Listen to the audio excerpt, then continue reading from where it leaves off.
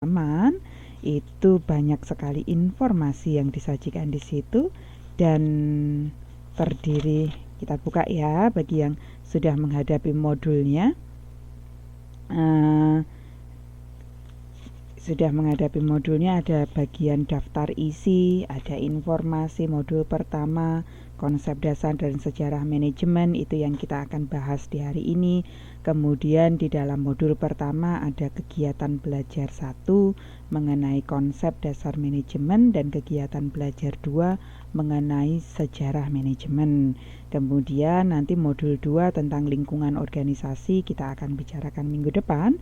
Ada 3 kegiatan belajar lingkungan organisasi, itu yang pertama. Kemudian hubungan organisasi dengan lingkungan adalah yang kedua, dan yang ketiga adalah lingkungan global. Demikian juga selanjutnya dengan menggunakan struktur yang sama, ada modul 3, modul 4 hingga modul 12, dan setiap modul memiliki beberapa kegiatan pembelajaran sesuai dengan fokus utama dari modul tersebut. Kemudian kalau teman-teman perhatikan juga di dalam modul kita, itu di setiap kegiatan pembelajaran pasti ada informasi mengenai materinya. Materinya apa saja, ada penjelasan mengenai materi, kemudian juga ada latihan, ada rangkuman, dan juga ada tes formatif.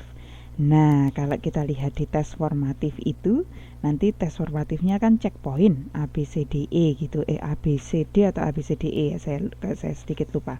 Nah, kalau bisa setelah membaca, dan saya harapkan bisa setelah membaca materi, mohon dikerjakan tes formatifnya sebagai latihan bertahap supaya teman-teman nggak kaget di akhirnya, karena materi kita lumayan banyak. Dan juga dari tes formatif tersebut ada juga kunci jawaban yang disediakan di setiap akhir modul.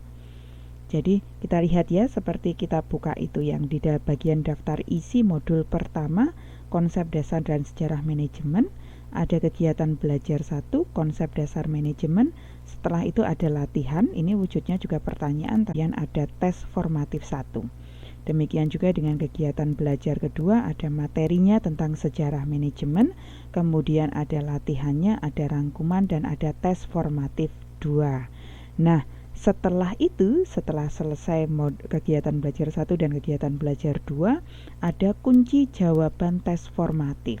Nah, itu bisa Anda gunakan untuk ngecek apakah pekerjaan dari tes formatifnya sudah mencapai standar yang bagus atau belum. Kalau misalnya belum, ya sebaiknya dipelajari lagi. Kalau sudah bagus, ya dipertahankan. Juga ada daftar pustakanya. Kenapa saya tekankan ini di bagian awal, teman-teman? Karena besok pada saat ujian akhir itu akan diberikan oleh UT Pusat. Jadi dokumen soal dari ujian mid, ujian tengah semester atau ujian akhir itu akan diberikan oleh UT Pusat. Jadi bukan dibuat oleh saya. Dan dari pengalaman di semester yang lalu, ujiannya itu wujudnya adalah checkpoint atau pilihan berganda. Sehingga kemudian dan beberapa materinya diambil dari soal-soal yang ada di tes formatif.